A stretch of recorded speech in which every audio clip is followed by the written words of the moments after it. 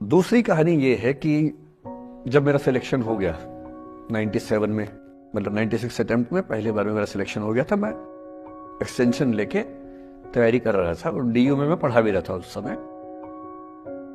तब मैं शायद डीएवी कॉलेज में था या अग्रसेन को, मैं 2 जगह पढ़ा है डीयू में, तो उनमें से किसी कॉलेज में पढ़ा रहा था उस समय में। तो उस समय एक लाइब्रेरी है कैंपस में ही, सेंट्रल रेफरेंस लाइब्रेरी, आप जानते होंगे, सीआरएल बोलते हैं, जो विवेकानंद जी की स्टैच्यू है उसके सामने ही वो लाइब्रेरी है। उस लाइब्रेरी में नीचे सब बैठ के पढ़ते हैं और टॉप फ्लोर पे रिसर्च फ्लोर है जहां एमफिल पीएचडी वाले बच्चे पढ़ते हैं। मैं उस समय शायद पीएचडी कर रहा था या एमफिल खत्म हुई थी, वहीं बैठता था, पढ़ता था रोज। कई दोस्त पढ़ते थे हम लोग वहां।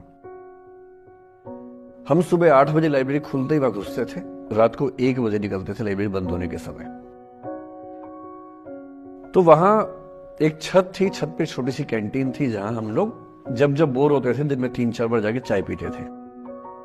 चाय पी ली, बिस्किट खा लिया, थोड़ी गप्पे मार ली, वो सब वहां करते थे। तो वहां मेरे बहुत सारे दोस्त थे, उनमें से कई लोग अब बहुत सीनियर सिविल सर्वेंट्स हैं, कुछ लोग प्रोफेसर हैं डीयू में। 2 बच्चे थे मुझसे जूनियर, 3-4 साल जूनियर थे, बड़े प्यारे बच्चे थे। मुझे उस समय तक पढ़ाई लिखाई का शौक अच्छा खासा हो गया था, तो वो रोज मेरे साथ बैठते थे केवल बात करने के लिए। किसी मुद्दे पर बहस करनी है तो बहस होती थी, समझते थे। फिर मुझे पता लगा कि वो दोनों रिलेशनशिप में हैं, रिश्ते में हैं, दोनों ने शादी भी कर ली। उनकी योजना डीयू में पढ़ाने की थी या सिविल सर्विस की भी थी, शायद पता नहीं। मेरा इंटरेक्शन बहुत ज्यादा उसके बाद रहा नहीं उनसे, क्योंकि मैं सर्विस में चला गया था। इतने जिज्ञासु बच्चे थे दोनों, इतने जिज्ञासु कि उनसे मिलकर तबीयत खुश हो जाती थी कि हर चीज जानने का मन करता था उनका, हर विषय पढ़ने का मन करता था।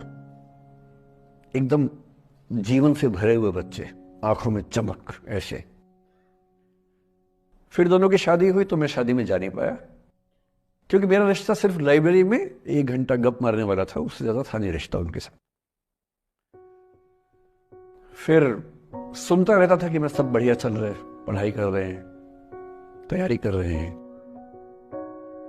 इंटरकास्ट मैरिज की उन लोगों ने, खूब हंगामा हुआ, दोनों घर में तलवारें खींच गई, किसी तरह से तलवारें संभाली गई, मैनेज हुआ, दोनों साथ रहने लगे।